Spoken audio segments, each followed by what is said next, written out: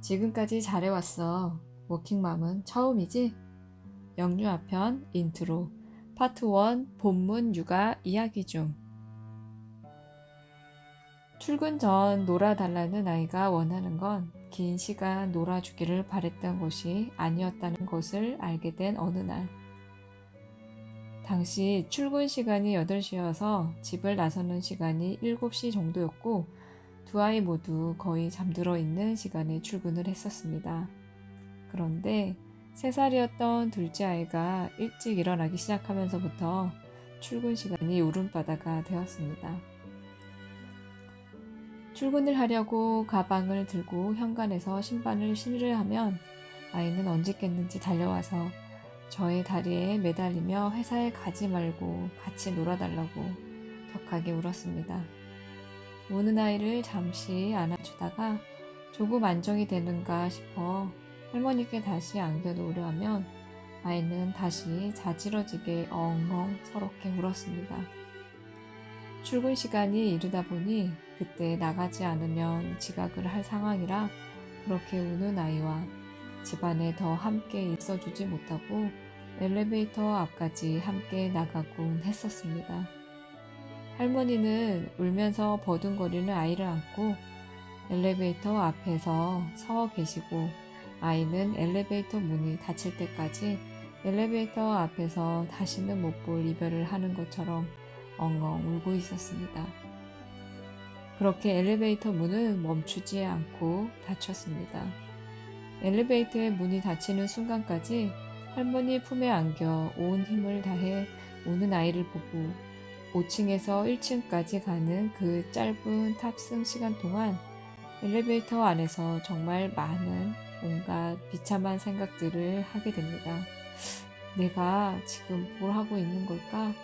뭐 대단한 일을 한다고 이렇게 아침부터 떼어놓고 울려놓고 나오는 걸까? 이렇게까지 아이들을 힘들게 하면서 회사를 나가야 하는 건가? 많은 회의감과 슬픔을 주는 생각이 마구 가슴 가득 올라옵니다. 그렇게 착잡한 마음과 무거운 발걸음으로 아파트 단지를 벗어나고 지하철역까지 복잡한 마음으로 걸어가 지하철을 타는데 사람들이 가득한 혼잡한 출근길일 땐 더욱 지금의 처지를 더욱 우울하게, 더욱 처참하게 생각하게 만들었던 것 같습니다. 그렇게 울며 엄마를 붙들고 놓지 않는 아이를 떼어놓고 출근하기를 몇 번 반복하다가 이건 정말 아니다라는 생각이 들었습니다. 그래서 하루는 그래, 이 아이가 몇 년이랄 것도 아니고 발달상 조금 적응하고 성장하면서 없어질 행동이니 당분간 지각을 하자 라고 마음을 먹었습니다. 그렇게 마음을 먹고 아침 일찍 일어나 아이와 놀 준비를 했었습니다. 아이가 가장 좋아하는 핫휠 자동차 주차 놀이를 하는데 자동차를 주차장에 같이 다 주차시켰더니 아이가 이렇게 말을 합니다. 엄마, 이제 가도 돼. 잘 가. 이러는 것입니다. 아이의 자동차를 장난감 주차장에 주차시키는 놀이는 겨우 5분 남짓? 그때 마음이 내려앉는 것 같이 아팠습니다. 아이가 긴 시간을 놀아달라고 한 게 아니었구나.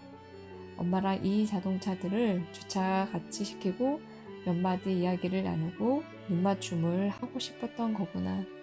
그런데 나는 그 마음을 읽어주지 못하고 아이가 이해하지 못할 엄마 지각하면 안 돼서 그런다 라는 말만 하고 아이가 아침마다 울며 불며 몸부림치게 만든 상황에 대해서 상당히 후회스럽고 마음이 아팠습니다.